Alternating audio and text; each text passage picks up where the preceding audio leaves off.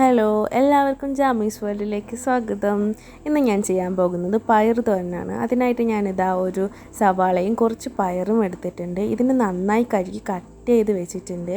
നമുക്കിതിനെ ഒരു ഫ്രൈ പാനിലേക്ക് മാറ്റാം. അതിന് വേണ്ടിയിട്ട് ഫ്രൈ പാൻ നന്നായി ചൂടായിട്ട് വരുമ്പോഴത്തേക്കും നമുക്കിതിലേക്ക് കുറച്ച് എണ്ണയും കടുകും കരിവേപ്പിലയും ഇട്ടതിന് ശേഷം കട്ട് ചെയ്ത് വെച്ച പയറും സവാളയും അതിലേക്ക് ഇട്ട് നന്നായി ഒരു 2 മിനിറ്റ് നമുക്കൊന്ന് വഴറ്റി കൊടുക്കാം.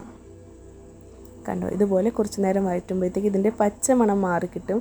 അതിനുശേഷം നമുക്ക് ഒരു 2 ഗ്ലാസ്സോളം വെള്ളം ഇതിലേക്ക് ഒഴിക്കാം. എല്ലാവരും ഇതൊന്ന് ട്രൈ ചെയ്ത് നോക്കണം കേട്ടോ. ഏറ്റവും സിമ്പിളായിട്ടുള്ള രീതിക്കാണ് ഞാനിതിൽ പറയുന്നത്.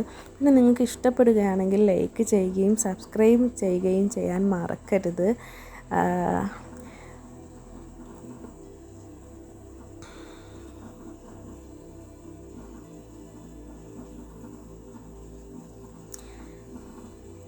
പിന്നെ നമുക്കിതിലേക്ക് കുറച്ച് ഉപ്പും കൂടെ ഇടാം. ആവശ്യത്തിനുള്ള ഉപ്പ് നമുക്കിതിലേക്ക് ഇടാം. അതിനുശേഷം അടച്ച് വെച്ച് ഒരു 5 മിനിറ്റത്തേക്ക് നമുക്ക് വെയിറ്റ് ചെയ്യുമ്പോഴത്തേക്കും ഇതിലെ വെള്ളം ഒന്ന് വറ്റി വരും. അപ്പോഴത്തേക്ക് നമുക്ക് ഒരു ടീസ്പൂൺ മഞ്ഞൾപ്പൊടി ഇടാം.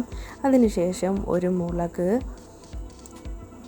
പിന്നെ നമ്മൾ എടുത്ത് വെച്ചിരിക്കുന്ന ചെറിയ ജീരകം നമുക്കിതിലേക്ക് പൊടിച്ചത് ഇടാം. അതിനുശേഷം തേങ്ങ ഞാൻ ഒരു 1/2 കപ്പ് ഞാൻ ഇട്ടിട്ടുണ്ട്.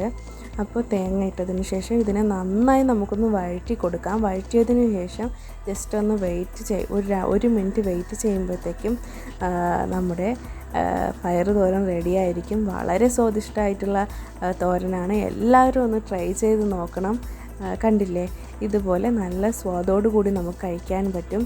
അപ്പോൾ എല്ലാവരും ഇത് ട്രൈ ചെയ്തിട്ട് ഇഷ്ടപ്പെടുകയാണെങ്കിൽ ലൈക്ക് ചെയ്യുക. Okay, thank you.